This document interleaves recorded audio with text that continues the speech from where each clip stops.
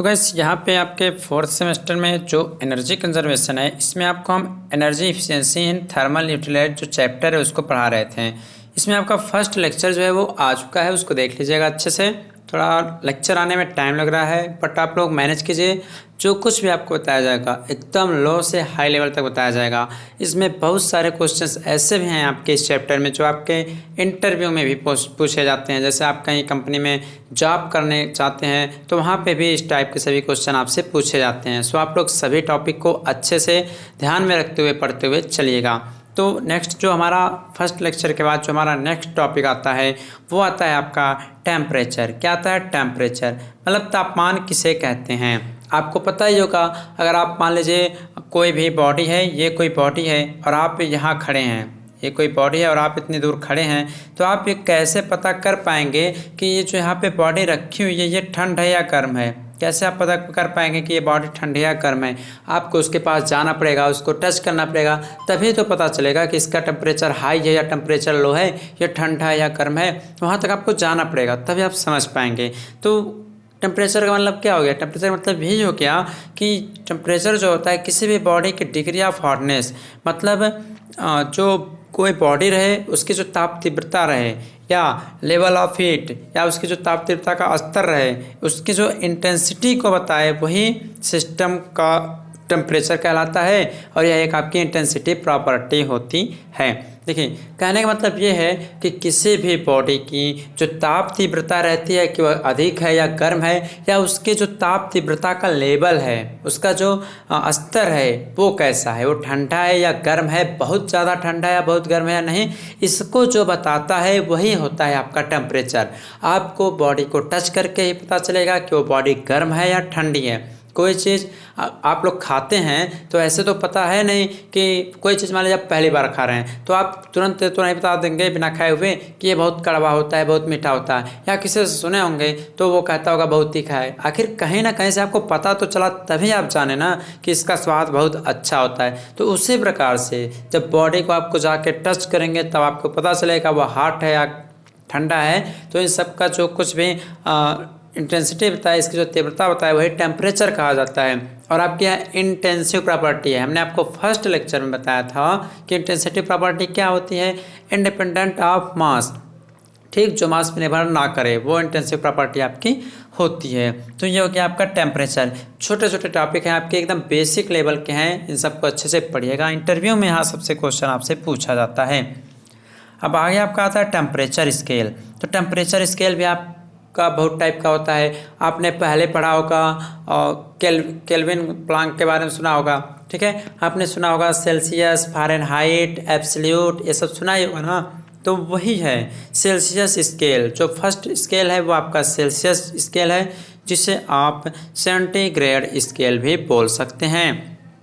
तो यहाँ पे अगर हम बात करें थोड़ा और, तो जो सेल्सियस स्केल होता है इसमें जो जल का फ्रीजिंग पॉइंट होता है, फ्रीजिंग पॉइंट ऑफ वाटर जो होता है वह 0 के रूप में मापते हैं। और जो जल का बॉइलिंग पॉइंट होता है डिग्री सेल्सियस में, वो 100 डिग्री सेल्सियस आपका मापा जाता है, ठीक है। 100 के रूप में इसको हम लिखते हैं। मतलब जो डिग्री सेंटीग्रेड होता है या डिग्री सेल्सियस होता है, उसमें जो जल का फ्रीजिंग पॉइंट होता है, जो उसका जल का हिमांक होता है, वह 0 के रूप में देखते हैं। और उसका जो बॉइलिंग पॉइंट होता है, जिसे जल का क्वथनांक बोलते हैं, वह 100 के रूप में देखा जाता है, ठीक है। मतलब 0 डिग्री सेल्सियस और आपका 100 डिग्री सेल्सियस। तो ध्यान रहे, जब भी कोई पूछे सेल्सियस स्केल में क्या क्या होता है तो आपको बता देना है। इसमें हम freezing point of water 0 degree Celsius या 0 के रूप में, और उसका जो बॉइलिंग पॉइंट होता है वो आप 100 के रूप में लेते हैं। चलिए इसके बाद थोड़ा और देखते हैं। इसमें और आगे आपका आता है फ़ारेनहाइट स्केल। फ़ारेनहाइट स्केल की बात करें तो फ़ारेनहाइट स्केल के बारे में आपने सुना ही होगा। क्या होता है? यही तो आपका होता है डिग्री फ़ारेनहाइट, यही तो है आपका डिग्री फ़ारेनहाइट। इसी को हमें लिखना है। तो कैसे लिखा जाता है? तो इसमें जो जल का फ्रीजिंग पॉइंट होता है, जो जल का हिमांक होता है, वो कितना होता है? 32 होता है। कितना होता है? 32 होता है, ठीक है। और इसका जो बॉइलिंग पॉइंट होता है वो कितना होता है? 212 होता है। इंटरव्यू में आपसे कभी कभी क्वेश्चन पूछे जाते हैं। बेसिकली अगर आप मैकेनिकल इंजीनियरिंग के स्टूडेंट हैं तो आप थर्मल, ठीक है, थर्मल के साथ साथ आपका सोम और एक फ्लूइड मैकेनिक्स, ये तीनों अच्छे से तैयार कर लीजिएगा। हर कंपनी में सबसे ज़्यादा क्वेश्चन बेसिक थर्मो के ही क्वेश्चन आपसे पूछे जाते हैं, जिसे आप थर्मल इंजीनियरिंग भी बोलते हैं। ठीक है। तो ये हो गया आपका फ़ारेनहाइट स्केल। फ़ारेनहाइट स्केल का आपने बचपन में फार्मूला पढ़ा होगा। क्या पढ़ा था आपने पढ़ा था C/5, क्या पढ़ा था C/5 इक्वल टू F-32/180। आपने यही तो पढ़ा था। लेकिन आपको बता दें यह भी फार्मूला सही है। और जो फ़ारेनहाइट टेम्परेचर होता है, जो फ़ारेनहाइट स्केल होता है, इसमें क्या कर दें, इसमें जो होता है आपके जितने भी खाने रहते हैं, वो आप स्केल देखेंगे तो उनको हम 180 बराबर भागों में बांटे रहते हैं। उसी में आपका जो कुछ भी मेजरमेंट करना रहता है टेम्परेचर का, आप लोग उसमें मेजर कर लेते हैं। तो ये हो गया आपका क्या, ये हो गया आपका फ़ारेनहाइट स्केल। इसके बाद आपका नेक्स्ट आता है एब्सोल्यूट टेम्परेचर स्केल। जो एब्सोल्यूट टेम्परेचर स्केल होता है, इसका मतलब सिंपल है।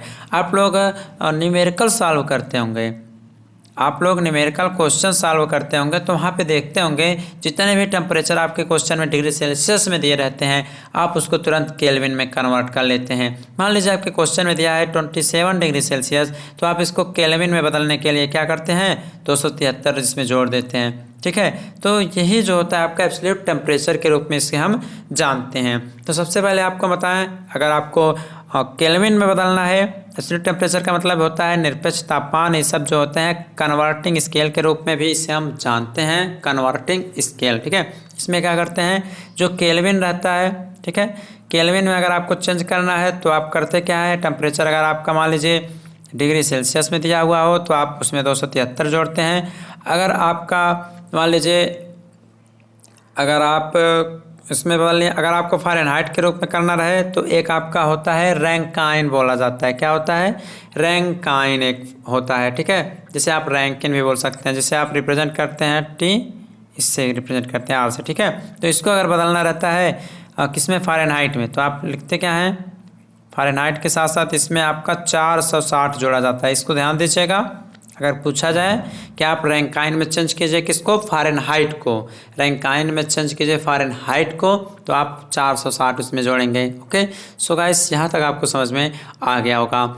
चलिए हम अपना नेक्स्ट टॉपिक देखते हैं। जो आपका नेक्स्ट टॉपिक है वो है स्पेसिफिक वेट। क्या है, स्पेसिफिक वेट। स्पेसिफिक वेट क्या होता है, स्पेसिफिक वेट का मतलब होता है विशिष्ट भार। आपने पढ़ा होगा, अगर कहीं पे भी, ध्यान से सुनिए, अगर कहीं पे भी स्पेसिफिक का मतलब अर्थ आ गया, स्पेसिफिक वर्ड कहीं पे आ गया, तो समझ लीजिए वो यूनिट जो है, जो उसका रिप्रेजेंटेशन होता है वो हमेशा स्मॉल लेटर में ही होगा। अगर स्पेसिफिक आ गया, जैसे स्पेसिफिक वेट है तो हम इसको हमेशा स्मॉल w से रिप्रेजेंट करेंगे। ठीक है, तो इसका मतलब क्या होता है, weight per unit volume of a fluid. Weight per unit volume of a fluid मतलब किसी भी फ्लूइड का वेट और उसका जो वॉल्यूम होता है, उन दोनों का रेशियो विशिष्ट भार कहलाता है। किसी फ्लूइड का वेट अर्थात कैपिटल W की बात कर रहा है, और उसका जो वॉल्यूम होता है, दोनों का जो रेशियो होता है, वो क्या कहा जाता है, स्पेसिफिक वेट कहा जाता है। ओके, इसकी यूनिट जो होती है, ये SI यूनिट जो होती है, वह न्यूटन पर मीटर क्यूब आपकी होती है। क्या होती है, न्यूटन पर मीटर क्यूब आपकी होती है। ये थोड़ा और इसको हम सॉल्व कर लेते हैं। तो W बराबर क्या होता है, आपने फार्मूला पढ़ा होगा mg। क्या पढ़ा होगा, mg अपान क्या हो जाएगा, v। आपने सब फार्मूला पढ़ा होगा पहले ही। तो W/V, इसको mg/v कर सकते हैं। थोड़ा सा इसको अगर हम और ट्रांसफॉर्म करें तो यहाँ से आप कर सकते हैं m/v इंटू जी, m/v इंटू जी कर सकते हैं। अब आपको पढ़ाया गया होगा बचपन में, आप अब भी पढ़ रहे होंगे, रो इक्वल टू होता है m/v, अर्थात जैसे आप बोलते हैं घनत्व, तो क्या बोलते हैं, डेंसिटी। तो इसके जगह हम लिख सकते हैं रो, क्या लिख सकते हैं, रो, और इंटू जी, रो इंटू जी। ठीक है, एक चीज़ और, स्मॉल w, या इसको हम गामा से भी रिप्रेजेंट करते हैं। किससे, गामा से भी इसको हम रिप्रेजेंट करते हैं, स्मॉल w या gamma equal to rho into g. तो गाइस आपको समझ में आ गया होगा कि स्पेसिफिक वेट क्या होता है। और इसकी SI यूनिट भी देख लिया आपने, न्यूटन पर मीटर क्यूब। इसकी जो एक MKS सिस्टम में जो होती है और जो SI होती है, इसमें हो जाता है किलोग्राम पर मीटर क्यूब होता है MKS सिस्टम यूनिट। ओके, तो ये हो गया आपका स्पेसिफिक वेट। चलिए अपना जो नेक्स्ट टॉपिक है उसको समझते हैं। अगला था आपका मास डेंसिटी या डेंसिटी। मास डेंसिटी या डेंसिटी ये क्या होती है, देखिए इसका मतलब होता है घनत्व। क्या होता है, घनत्व। डेंसिटी को ही हम मास डेंसिटी भी बोलते हैं, जिसे द्रव्यमान घनत्व या घनत्व बोला जाता है। ओके, तो ये क्या होता है? ये होता है mass per unit volume at standard temperature and pressure. अब आप सोच रहे होंगे ये क्या लिख दिया, क्या स्टैंडर्ड टेम्परेचर एंड प्रेशर? तो देखिए, आपको पता ही होगा वाटर का एक स्टैंडर्ड अलग होता है। जैसे कि अगर हम वाटर के जल के अगर हम और घनत्व की बात करें, जो जल का घनत्व होता है, जो डेंसिटी होता है, वो कि स्टैंडर्ड टेम्परेचर अर्थात 1 atmospheric pressure and 4 degree Celsius पे कितना होता है? 1 atmospheric pressure and 4 degree Celsius पे जो होता है वह 1000 किलोग्राम पर मीटर क्यूब लिया जाता है। ये सब आप लोग पढ़े होंगे, पहले ही बताना पड़ रहा है यहाँ पे। तो स्टैंडर्ड टेम्परेचर एंड प्रेशर पे जो हमने पीछे भी पढ़ा था, वेट पर यूनिट वॉल्यूम, वो भी एक स्टैंडर्ड टेम्परेचर एंड प्रेशर पे रहता है। ये भी एक स्टैंडर्ड टेम्परेचर एंड प्रेशर पे रहता है।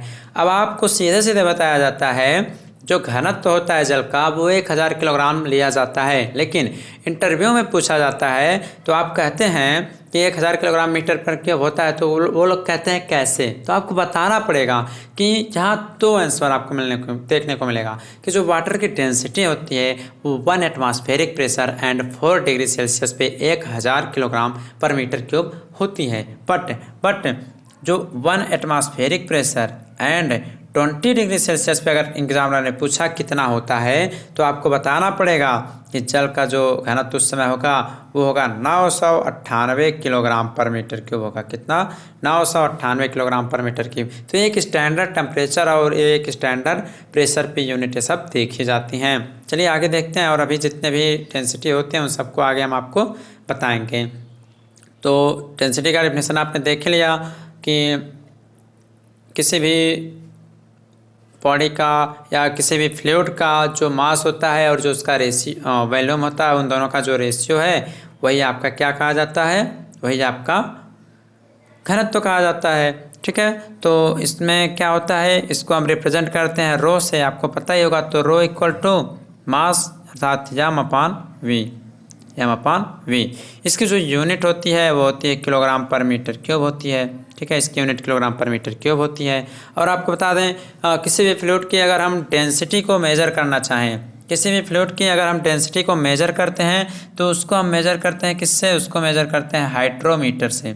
इसको हाइड्रोमीटर से हम मेजर करते हैं। ठीक है, और आपको बता दें कि प्योर वाटर का तो हमने बता ही दिया किस किस कंडीशन में क्या क्या होता है। कभी कभी पूछ लेता है आपसे कि जो एयर की डेंसिटी होती है, जो एयर की डेंसिटी होती है वो कितनी होती है? तो जो एयर की डेंसिटी होती है वो होती है 1.225 किलोग्राम पर मीटर क्यूब होती है। इसको याद कर लीजिएगा। कभी कभी आपका मरकरी का भी पूछ लिया जाता है। किसका? आपका मरकरी, जैसे आप बोलते हैं पारा। ठीक है, तो उसका जो होता है वो होता है आपका 13,600। इसको पढ़ लीजिएगा। ये सब ऑब्जेक्टिव टाइप के क्वेश्चन हैं जो आपके कंपटीशन एग्जाम में पूछे जाते हैं। तो कितना होता है? 13,600 किलोग्राम पर मीटर क्यूब। 13,600 किलोग्राम पर मीटर क्यूब। इन सबको भी अच्छे से आप लोग पढ़ लीजिएगा। चलिए हम अपना नेक्स्ट टॉपिक देखते हैं। तो हमारा नेक्स्ट टॉपिक है वो है स्पेसिफिक वॉल्यूम। क्या है स्पेसिफिक वॉल्यूम? तो स्पेसिफिक वॉल्यूम अर्थात स्पेसिफिक वर्ड आ गया तो स्मॉल v इक्वल टू हो जाएगा कि किसी फ्लूइड का जो वॉल्यूम होता है और उसका जो मास होता है, उन दोनों का रेशियो जो होता है वो आपका स्पेसिफिक वॉल्यूम, या जिसे आप बोलते हैं विशिष्ट आयतन। क्या बोलते हैं? विशिष्ट आयतन, इसे हम कह सकते हैं। ओके, तो small v equal to capital V upon m। थोड़ा सा और चेंज कर सकते हैं, 1 upon small m upon capital V कर सकते हैं। तो 1 अपान ये क्या है? नीचे का ये टोटल पार्ट आपका घनत्व है, डेंसिटी है, तो 1 अपान रो भी इसको हम लिख सकते हैं। इसकी यूनिट की अगर हम बात करें तो इसकी जो यूनिट होती है, तो ये डेंसिटी का अपोजिट है, तो उसका किलोग्राम पर मीटर क्यूब होता था, तो इसकी यूनिट क्या हो जाएगी? मीटर क्यूब पर केजी हो जाएगी। ये स्पेसिफिक वॉल्यूम की यूनिट है और इसका पूरा डेफिनेशन और इसका फार्मूला आपको यहाँ पे दिखा दिया हमने। अब आगे जो आपका टॉपिक आता है आपके सिलेबस के अकॉर्डिंग, उसको देखते हैं। अगला जो टॉपिक है वो आपका है हीट। क्या है? हीट। इसको समझते हैं। हीट क्या होता है? हीट का मतलब होता है ऊष्मा। इसमें क्या लिखा गया? इसमें यह लिखा गया है कि तापमान के अंतर के कारण किसी सिस्टम की बाउंड्री के बाहर स्थानांतरण होने वाली ऊर्जाओं को हम ऊष्मा कहते हैं। ठीक है, मतलब इसमें टेम्परेचर डिफरेंस को देख के कहा जाता है। जैसे कि आप देखे होंगे कि इस समय गर्मी का मान लीजिए टाइम चल रहा है, तो आप कमरे में है तो मान लीजिए थोड़ा फैन वगैरह चल रहा है, एसी कूलर फ्रिज सब चल रहे हैं तो थोड़ा कमरा ठंडा है, ठीक है। लेकिन आप दरवाज़ा जैसे खोलते हैं बाहर जाते हैं तो सराउंडिंग का जो टेम्परेचर है आप लोग देख रहे हैं कि वो बहुत ही हॉट है, बहुत ही गर्म है।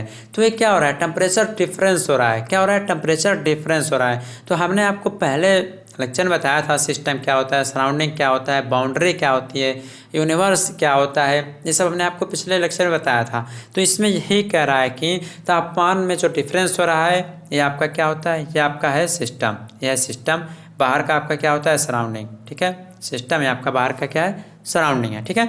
तो टेम्परेचर डिफरेंस के कारण, ठीक है, जितने भी एनर्जी का स्थानांतरण हो रहा है सिस्टम से सराउंडिंग, सराउंडिंग से सिस्टम, उसी को हम बोलते हैं उष्मा। क्या बोलते हैं, उसी को हम बोलते हैं हीट। अर्थात आप कह सकते हैं कि टेम्परेचर डिफरेंस के कारण बाउंड्री के बाहर, ये जो है आपका, यह है बाउंड्री के बाहर जितनी भी एनर्जी का स्थानांतरण, ट्रांसफॉर्मेशन या इंटरेक्शन हो रहा है उसी को ही हम बोल सकते हैं हीट। अर्थात उसी को हम बोल सकते हैं उष्मा। इसको रिप्रेजेंट करते हैं हम कैपिटल क्यू से। किससे, कैपिटल क्यू से इसको हम रिप्रेजेंट करते हैं। और आपको पता ही होगा कि जो टेम्परेचर ट्रांसफ़र होता है वो आपका 3 टाइप से होता है। आप पहले ही पढ़ चुके होंगे। जो हीट का ट्रांसफॉर्मेशन होता है वो 3 प्रकार से आप लोगों का किया जाता है। फर्स्ट जो होता है वो उसका नाम होता है आपका कंडक्शन। फर्स्ट जो होता है वो होता है कंडक्शन। सेकंड आपने पढ़ा होगा, फर्स्ट आपका कंडक्शन होता है। सेकंड आपने पढ़ा होगा कन्वेक्शन, सेकंड आपने पढ़ा होगा कन्वेक्शन। और थर्ड आपने पढ़ा होगा रेडिएशन। क्या पढ़ा होगा, थर्ड आपने पढ़ा है रेडिएशन। तो इन 3 मेथड से आप लोग हीट का ट्रांसफ़र या स्थानांतरण कर सकते हैं। चालन, फर्स्ट आपका जिसे बोलते हैं चालन, सेकंड को संवहन और तीसरे को विकिरण। ये 3 मेथड हैं जिसके माध्यम से आप हीट को इंटरेक्ट कर सकते हैं। ओके, चलिए हम नेक्स्ट टॉपिक समझते हैं। देखिए छोटे छोटे टॉपिक हैं आपके इस चैप्टर में। चाहे आप तो इंटर लेवल का फिजिक्स के बेस पे अगर आप पढ़ना चाहें तो भी आप इन सभी टॉपिक को आसानी से पढ़ सकते हैं। कुछ भी नहीं इस चैप्टर में, लेकिन हाँ आगे है, इन जो टॉपिक हम बता दे रहे हैं इसके बाद आगे आपको थोड़ा देखने को मिलेगा। नेक्स्ट आपका आता है कार्य। कार्य किसे कहते हैं, आप लोग भी तो डेली कार्य करते हैं, तो कार्य कहते हैं किसे हैं। हम एग्जाम्पल में समझाते हैं। देखिए मान लीजिए कोई आपसे कह दे कि कोई दीवार है उसको आप ढकेल दीजिए, ठीक है, उसको धक्का दीजिए। तो आप दीवार को दिन भर धक्का देते रहिए। अगर दीवार गिर गई तो माना जाएगा कि काम हुआ है, अगर दीवार नहीं गिरी तो काम नहीं हुआ है, ठीक है। मतलब सिंपल तौर पे कहें कि आप कहीं पे जा रहे हैं, कुछ करना है और आप सफल होके आते हैं तो काम आपका हो गया। नहीं हुआ, अगर सफल नहीं हुआ तो मतलब अभी भी आप प्रोसेसिंग में, अभी आपको बहुत करना पड़ेगा। आप जॉब के लिए, पैसे कमाने के लिए या कुछ अच्छा काम करने के लिए पढ़ रहे हैं, ठीक है। तो जब आप उसमें सक्सेस हो जाएंगे तो आप ये कहेंगे कि मेरा कार्य हो गया। जब तक आप नहीं होंगे सक्सेस तब तक आप कहेंगे अभी मेरा कार्य हुआ ही नहीं है। तो कार्य का मतलब सिंपल यही है कि अगर किसी वस्तु पर बल लगाने से विस्थापन उत्पन्न हो जाए तो वस्तु पर बल द्वारा ही कार्य किया जाता है। इस उत्पन्न विस्थापन को ही कार्य कहते हैं। सिंपली अगर इसके फार्मूले की बात करें तो W इक्वल टू क्या होता है, F इंटू एक्स होता है। क्या होता है, W equal to F into x होता है। F जो है जो आपके द्वारा फोर्स लगाया जा रहा है, x जो है वह डिस्प्लेसमेंट हो रहा है। अगर यह x जो है उत्पन्न हो गया आपके द्वारा लगाए गए फोर्स के माध्यम से तो माना जाएगा कि आपने कार्य किया है। अगर यह x जो है, अगर आप फोर्स, दुनिया भर का फोर्स आप लोग लगा दें, 100 न्यूटन का फोर्स आप लोग लगा दें, अगर x में 0% का भी अगर डिफॉर्मेशन नहीं हुआ है, अगर आपका 1% डिफॉर्मेशन नहीं हुआ है तो आपका कार्य नहीं माना जाएगा, मतलब आप कार्य नहीं किए हैं। तो आप कह सकते हैं अगर किसी बॉडी पे हम फोर्स लगाते हैं और उसमें विस्थापन अर्थात डिस्प्लेसमेंट जनरेट हो जाए, डिस्प्लेसमेंट उत्पन्न हो जाए, उसकी बॉडी शेप, साइज, आकार जो कुछ भी होता है उसमें थोड़ा सा भी चेंज आ जाए तो यह माना जाएगा कि कार्य आपका हुआ है। तो जो उसमें डिस्प्लेसमेंट उत्पन्न होता है किसी भी बॉडी के शेप साइज को बदलने के लिए, वही आपका कार्य कहा जाता है। ओके, तो W equal to F into x होता है, आपको पता ही होगा। और इसके यूनिट की बात करें तो इसकी यूनिट जो होती है, कार्य की यूनिट जूल होती है या न्यूटन मीटर होती है, ठीक है। तो इसकी यूनिट को भी आप लोग अच्छे से पढ़ लीजिएगा। आगे बात करते हैं एनर्जी की। एनर्जी क्या होती है, ऊर्जा। तो कार्य करने की क्षमता को ही हम ऊर्जा कहते हैं। कार्य करने की क्षमता को ही हम ऊर्जा कहते हैं। अब कहेंगे एक क्षमता क्या हो गया कार्य करने का। अब मान लीजिए यहाँ पे मान लीजिए ये आप हैं, ठीक है, ये मान लीजिए आप हैं, ठीक है, और आप मैक्सिमम 5 किलोग्राम का वजन उठा सकते हैं, ठीक है। तो आपके जो कार्य करने की क्षमता है वो 5 किलो की क्षमता है, ठीक है, कि आप 5 किलो उठा सकते हैं।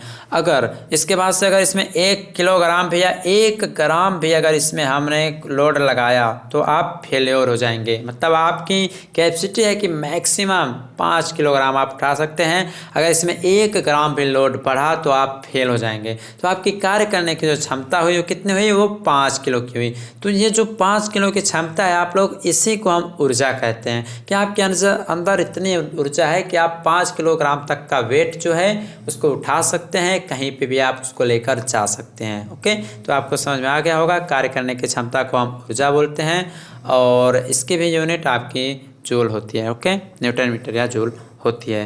ओके, सो चलिए हम आगे देखते हैं नेक्स्ट टॉपिक हमारा क्या है।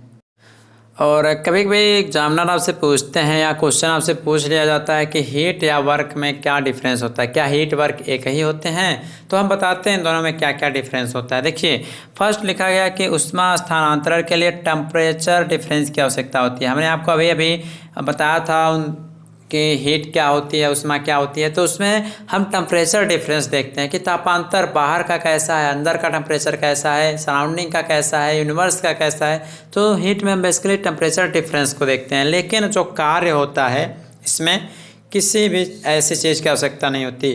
कार्य में हमें बेसिकली फोर्स और उसके डिस्प्लेसमेंट की आवश्यकता होती है, ठीक है।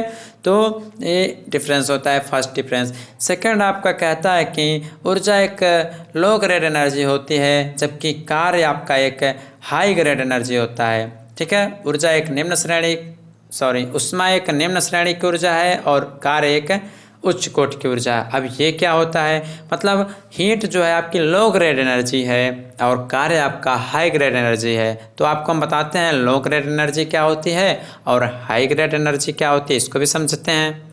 देखिए, जो लो ग्रेड एनर्जी होती है, लो ग्रेड एनर्जी का मतलब आपका आप सिंपली तौर पे ये बोल सकते हैं कि डिसऑर्गेनाइज्ड एनर्जी। इसका दूसरा नाम जो होता है वो होता है डिसऑर्गेनाइज्ड एनर्जी। क्या होता है, डिसऑर्गेनाइज्ड एनर्जी। ये डिसऑर्गेनाइज्ड एनर्जी क्या होती है, डिसऑर्गेनाइज्ड का मतलब आप क्या समझते हैं। जैसे कि आप क्लास में बैठे हैं, मान लीजिए 60 बच्चे आपकी क्लास में हैं, ठीक है। तो सीटें तो लगी होंगी, मान लीजिए एक सीट पे 3 लोग बैठते हैं। तो अगर सभी लोग सही ढंग से बैठे हैं तो ऑर्गेनाइज कंडीशन में हैं। कैसे हैं, सभी लोग सही ढंग से बैठे हैं या एक सही ढंग से बैठे तो ऑर्गेनाइज कंडीशन में। एक पे 5 बैठा है, एक पे 1 ही बैठा है, एक पे 7 बैठा है, तो ये कैसा रूप है, ये डिसऑर्गेनाइज्ड रूप है। कैसा है, ये डिसऑर्गेनाइज्ड रूप है। जैसे कि मान लीजिए बाहर आपके ग्राउंड में लाइन लगाना है तो सीधी लाइन लगी हुई है तो सभी बच्चे ऑर्गेनाइज फॉर्म में हैं, लेकिन वही बच्चे इधर उधर घूम रहे हैं, लाइन टेढ़ी है, मेढ़ी है, इधर है उधर है, तो वो डिसऑर्गेनाइज्ड है। तो वही कॉन्सेप्ट यहाँ पे भी होता है। जो लो ग्रेड एनर्जी होती है इसमें क्या होता है, इसमें मान लीजिए ये कोई बॉडी है, ये कोई बॉडी है, इस पर जो भी फोर्स आपका काम करेगा वो डिसऑर्गेनाइज्ड फॉर्म में काम करेगा। कहीं पे ज़्यादा कहीं पे कम, किस डायरेक्शन में रहेगा ये सब कुछ पता आपका नहीं चलेगा। जितने भी फोर्स लगेंगे वो चाहे जिस डायरेक्शन में आपके लग सकते हैं, ठीक। तो ये लो ग्रेड एनर्जी होती है। यहीं पे अगर आपके हम हाई ग्रेड एनर्जी की बात करें तो जो आपकी हाई ग्रेड एनर्जी होती है उसे हम ऑर्गेनाइज्ड एनर्जी भी बोलते हैं। क्या होता है, इसे हम ऑर्गेनाइज्ड एनर्जी भी बोलते हैं, ठीक है। ऑर्गेनाइज्ड एनर्जी क्या होता है, इसमें जो होता है सभी फोर्सेज वगैरह जो कुछ भी रहते हैं सब एक ही डायरेक्शन में आपके काम करते हैं, ठीक है। एक ही डायरेक्शन में सब आपके इसमें काम करेंगे। तो ये आपका ये होता है ऑर्गेनाइज्ड एनर्जी या हाई ग्रेड एनर्जी। तो आप लोग आगे पढ़ेंगे जब हाई लेवल ग्रेजुएशन करने या कुछ करने जाएंगे तो ये सब आपको पढ़ाया जाएगा।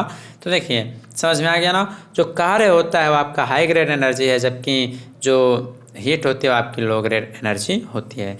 नेक्स्ट पॉइंट कहता है कि ऊष्मा को हम पूरी तरह से कार्य में नहीं बदल सकते जबकि कार्य को पूरी तरह से ऊष्मा में बदल सकते हैं। देखिए जो हीट होता है उसको हम पूरी तरह कार्य में नहीं बदल सकते हैं। आपने सुना ही होगा कि जो कुछ भी होता है कहीं ना कहीं फ्रिक्शन लॉसेस होते हैं। रेफ्रिजरेटर ही आप लोग देख लीजिए, ठीक है, जितना आपको चाहिए आप ठंडा कर लेते हैं, लेकिन कुछ देर के बाद वो फिर से गर्म हो जाता है। भाई जब तक लाइट रहेगी तब तक ठंडा रहेगा, उसके बाद गर्म होगा। तो कुछ ना कुछ लॉसेस आपके होते रहते हैं। और कार्य को पूरी तरह से हम हीट या उष्मा में बदल सकते हैं। जैसे कि कैसे, आपको कोई बॉटल है उसको ठंडा करना है पानी को, तो आप कार्य कर रहे हैं, फ्रिज पे अपना कार्य कर रहे हैं, ठीक है, तो वो ठंडा कर रहा है पूरा, मतलब आप अपना काम कर दिए, तो वह हीट में आप टोटली कन्वर्ट कर दिए उसको, ठीक है। तो यही कह रहा है कि कार्य को पूरी तरह उष्मा में बदल सकते हैं, लेकिन हीट को हम पूरी तरह कार्य में नहीं बदल सकते हैं।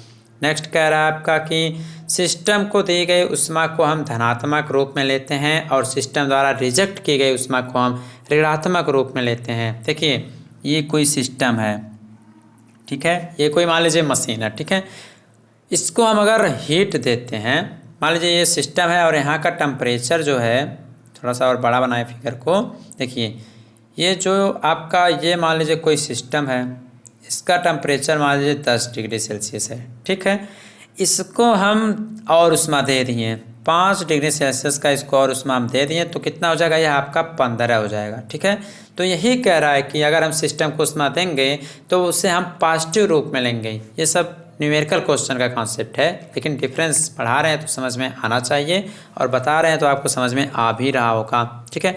तो यहाँ पे ये होता है कि अगर हम किसी भी सिस्टम को हीट देते हैं तो उसे पॉजिटिव लेते हैं, जबकि सिस्टम के द्वारा रिजेक्ट जो की जाती है उसको हम निगेटिव लेते हैं। अब यहाँ से ये जो रिजेक्ट उष्मा करेगा उसे हम निगेटिव रूप में लेंगे। यही बात दूसरा होता है कार्य के रूप में।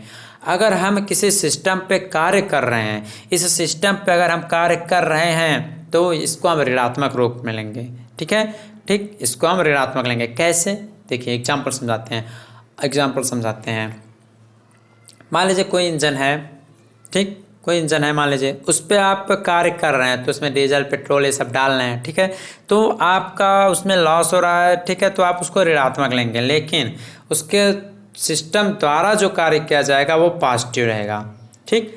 आपने इंजन में पेट्रोल डाला तो आपके जेब से पैसा खर्च हुआ, आपकी हानि हुई, अर्थात सिस्टम पर आपने कार्य किया तो वो माइनस लिया, ठीक, सिस्टम पर किया गया कार्य माइनस। लेकिन सिस्टम जो कार्य करेगा, इंजन में आपने तेल डाला, इंजन चलना शुरू कर दिया, आपके खेतों में पानी गया, आपकी फसल उगे, और सिस्टम जो आउटपुट दिया वो क्या हुआ, पॉजिटिव वर्क दिया।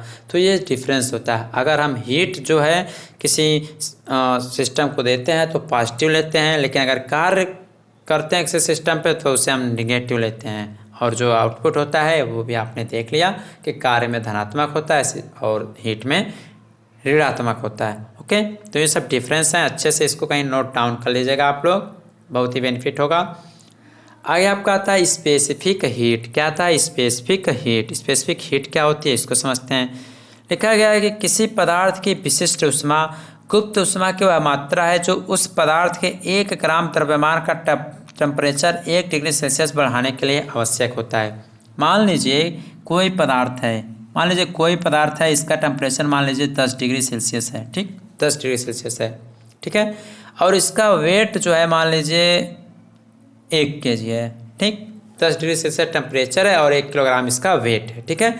अब हम क्या कर रहे हैं, इस 1 किलोग्राम है तो इसका जो 1 किलोग्राम इसका वेट है, इसमें से हम जो इसका 1 ग्राम वेट है उसके टेम्परेचर को अगर हम कितना डिग्री सेल्सियस तक, 1 डिग्री सेल्सियस तक और बढ़ाना चाहते हैं, मतलब टोटल आपका 1 kg में 1000 ग्राम होता है, तो 1000 ग्राम में से हम 1 ग्राम जो है इसके टेम्परेचर को अगर हम 1 डिग्री सेल्सियस बढ़ा रहे हैं तो वही जो टेम्परेचर आप 1 डिग्री सेल्सियस बढ़ाने का प्रयास कर रहे हैं उसके लिए जितनी भी हीट की आपको आवश्यकता पड़ेगी, हीट की आवश्यकता पड़ेगी मतलब यही कि आप इस पदार्थ को और गर्म करेंगे, अर्थात इसको बाहर से और हीट देंगे, तो वही जो 1 ग्राम द्रव्यमान में जो पदार्थ है, 1 ग्राम द्रव्यमान का जो पदार्थ है उसके टेम्परेचर को अगर हम 1 डिग्री सेल्सियस बढ़ाना चाहते हैं तो जितने हम हीट देते हैं उसके टेम्परेचर को 1 डिग्री सेल्सियस टेम्परेचर बढ़ाने के लिए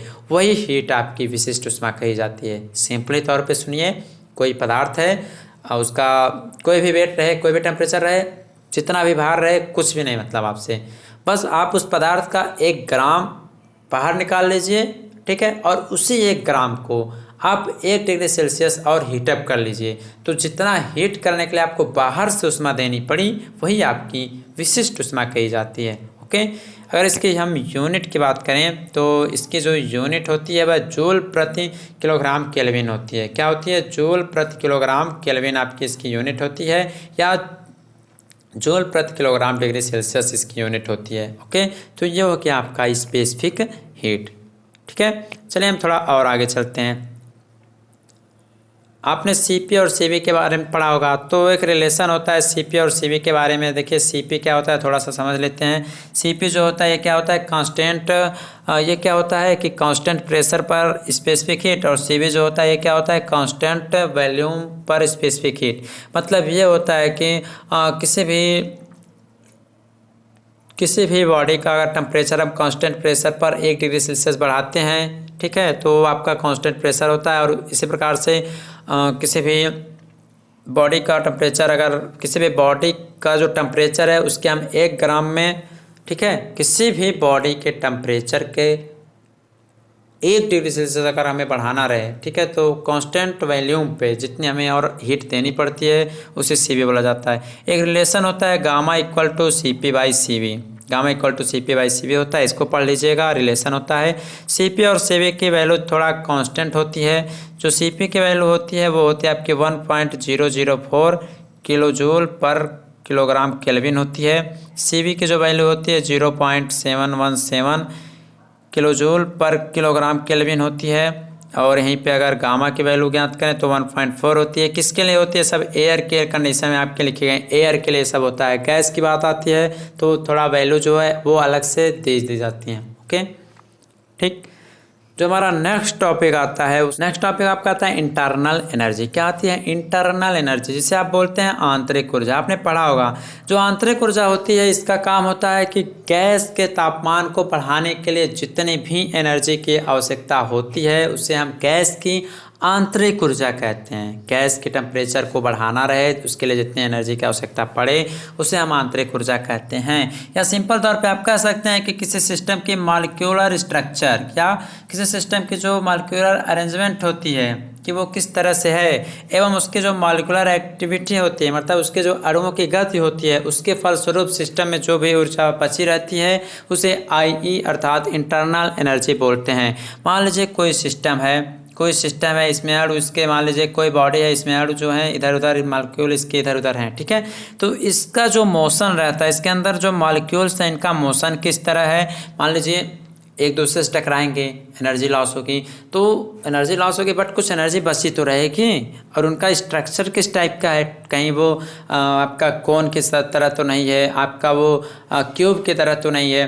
तो बॉडी पे भी डिपेंड करता है कि उनका मोशन कैसा है, उनका स्ट्रक्चर कैसा है। तो मॉलिक्यूलर स्ट्रक्चर और मॉलिक्यूलर एक्टिविटी के फलस्वरूप, मतलब ये सब स्ट्रक्चर और उसकी गति कैसी है मॉलिक्यूल की, उन सब के अतिरिक्त कितने भी ऊर्जा लॉस हो जाए लेकिन कुछ न कुछ एनर्जी तो बची रहेगी, उसी को हम इंटरनल एनर्जी के रूप में जानते हैं, ठीक है। इसी को हम इंटरनल एनर्जी के रूप में जानते हैं। फार्मूला होता है U इक्वल टू mCv/dt। क्या होता है? U equal to mCv/dt। इसको आप लोग नोट डाउन कर लीजिएगा। नेक्स्ट टॉपिक आता है एंथैल्पी। एंथैल्पी क्या होती है? किसी भी सिस्टम की जो टोटल एनर्जी होती है उसी को हम एंथैल्पी कहते हैं, अर्थात H equal to U plus PV। क्या होता है? H equal to U plus PV। मतलब कह सकते हैं कि किसी भी सिस्टम की जो भी टोटल एनर्जी रहे, चाहे वो फ्लो एनर्जी रहे, चाहे वो इंटरनल एनर्जी रहे, कोई भी एनर्जी रहे, सबका जो सम होता है वही आपका टोटल एनर्जी कहलाता है। मतलब आंतरिक ऊर्जा और जो दाब की मात्रा होती है उसको हम एंथैल्पी बोल सकते हैं, दोनों का जो सम होता है। ओके, तो हो गया आपकी एंथैल्पी। अब आगे आपका आता है लेटेंट हीट। लेटेंट हीट क्या होता है? लिखा है कि जब किसी पदार्थ की तापमान में परिवर्तन के बिना उसकी भौतिक स्थिति बदल जाए तो वह गुप्त ऊष्मा कहलाती है। मतलब कोई बॉडी है या मान लीजिए बर्फ़ ही है, इसमें अगर हम टेम्परेचर चेंज ना करें, उसकी स्थिति बदल जाए तो वह गुप्त ऊष्मा कही जाएगी। बर्फ़ है, मान लीजिए धीरे धीरे पिघल कर वाटर बन जाता है, आपको पता ही होगा, तो इसमें ना ही हमने इसके टेम्परेचर को बढ़ाया ना ही घटाया, बस हवा के संपर्क में आई और यह पानी बन गई, तो यह गुप्त ऊष्मा कही जाती है। फॉर एग्जाम्पल आपको समझाते हैं। मान लीजिए आपके पास ये कोई टुकड़ा है बर्फ़ का जो कि -10 डिग्री सेल्सियस पे है, ठीक है। इसको हम हीट दे रहे हैं। इसको हमने हीट अप कर दिया। तो आपने सेंसिबल हीट के बारे में सुना होगा, लेटेंट हीट मतलब गुप्त ऊष्मा के बारे में, और आपका एक सेंसिबल हीट होता है। जो सेंसिबल हीट होता है इसका मतलब आपका होता है कि इसमें आपका सेंसिबल हीट में टेम्परेचर घटता रहता है, बढ़ता रहता है, लेकिन फेज चेंज नहीं होता है। फेज चेंज मतलब इसका टेम्परेचर बढ़ा दें घटा दें, मतलब यह बर्फ़ ही रहेगा, भले ही टेम्परेचर इसका घट जाए। टेम्परेचर अगर इसको हम हीट कर रहे हैं -10°C को, इसका टेम्परेचर घटेगा बढ़ेगा, लेकिन इसका फेज चेंज नहीं रहेगा, बर्फ़ ही रहेगा। लेकिन जो आप पढ़ रहे हैं इस समय गुप्त ऊष्मा लेटेंट, उसमें अगर टेम्परेचर आपका पहली बात कांस्टेंट रहता है। ध्यान से सुनिए, जो लेटेंट हीट आपको पढ़ा रहे हैं इसमें आपका टेम्परेचर जो होता है कांस्टेंट होता है, ठीक। इसका फेज चेंज हो जाता है कि बर्फ़ से पानी बन सकता है। तो मान लीजिए -10°C का बर्फ़ आपके पास है, इसको हम हीट कर दिए, तो यह सेंसिबल हीट के कारण धीरे धीरे क्या होगा, यह 0, मान लीजिए बड़ा है तो कुछ टुकड़ों में टूट कर यह 0°C का क्या हो जाएगा, बर्फ़ हो जाएगा, ठीक। 0°C का बर्फ़ हो जाएगा। अब अगर हम इसको टेम्परेचर दें या ना दें, घटाएं या बढ़ाएं या कुछ भी ना करें, तो ये धीरे धीरे गल कर क्या हो जाएगा, वाटर बन जाएगा। क्या बन जाएगा, वाटर। और जब जिसका टेम्परेचर रहेगा 0°C ही रहेगा, कितना रहेगा, 0°C का। तो आपने देखा कि इसमें आपका टेम्परेचर कांस्टेंट रहा, ठीक। टेम्परेचर आपका 0°C ही रहा, लेकिन इसका चेंज हो गया, भौतिक कंडीशन इसकी बदल गई और यह वाटर बन गया।